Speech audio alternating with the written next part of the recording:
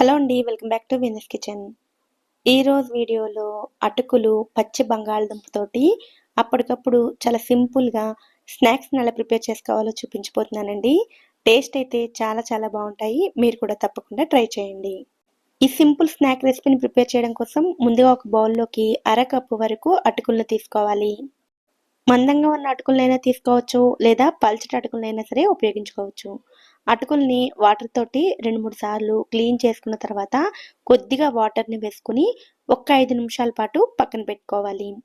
ఈ అటుకులు నానేలోపు ఒక పచ్చి బంగాళదుంపని తీసుకోండి. బంగాళదుంపను ఉడికించాల్సిన పని లేదండి, పచ్చిదే తీసుకుని పైన ఉండే స్కిన్ని పీల్ ఆఫ్ చేసేసుకుని చిన్న చిన్న ముక్కలుగా కట్ చేసుకుని వాటర్లో వేసుకుని క్లీన్ చేసుకుని తీసుకోవాలి.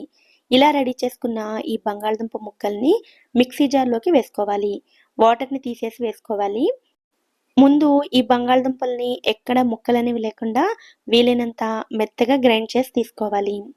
ఇలా మెత్తగా గ్రైండ్ చేసుకున్న తర్వాత ముందుగా నానపెట్టుకున్న అటుకులు కూడా నానిపోయి ఉంటాయి.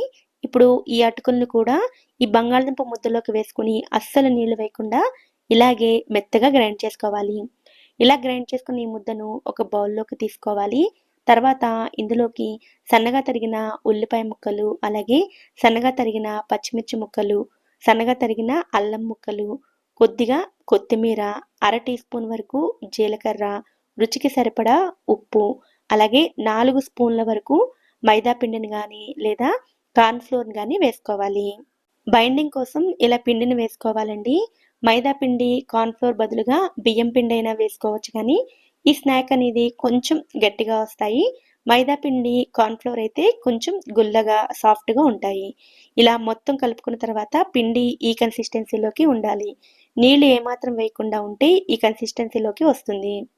తర్వాత స్టవ్ మీద డీప్ ఫ్రైకి సరిపడా ఆయిల్ని వేడి చేసుకుని, నూనె వేడైన తర్వాత చిన్న చిన్న పిండి ముద్దలను తీసుకుని ఆయిల్లో వేసుకుని ఫ్రై చేసుకోవాలి. మంటను మీడియం ఫ్లేమ్లో పెట్టుకుని మంచి రంగు వచ్చేంత వరకు ఫ్రై చేసుకోవాలండి. ఇవి ఆయిల్లో వేసిన వెంటనే ప్యాన్కి అతుక్కుని ఉంటాయి. కొద్దిగా ఫ్రై అయితే వాటంతట అవే పైకి వచ్చేస్తాయి. ఈ చిన్న చిన్న బజ్జీలు గుల్లగా రావడం కోసం వంట సోడా వేయాల్సిన అవసరం లేదు, కానీ పచ్చి బంగాళదుంప ఉపయోగించిన కారణంగా వీటిని వీలైనంత చిన్నగా వేసుకున్నట్లయితే లోపల వరకు చక్కగా వేగుతాయి. వీటిని ప్రిపేర్ చేయడానికి 15 నిమిషాల కంటే ఎక్కువ టైం పట్టదండి. చాలా సింపుల్గా ప్రిపేర్ చేసుకోవచ్చు. వీటిని టమాటా కెచప్తో పిల్లలకి సర్వ్ చేసినట్లయితే ఇష్టంగా తింటారు. సింపుల్గా, లైట్గా బ్రేక్ఫాస్ట్ చేయాలన్నా, స్నాక్స్ చేయాలన్నా ఈ రెసిపీని ఒకసారి తప్పకుండా ట్రై చేయండి. ఈ వీడియో కనుక మీకు నచ్చినట్లయితే వీడియోని లైక్ చేసి ఛానల్ని కూడా సబ్స్క్రైబ్ చేసుకోండి.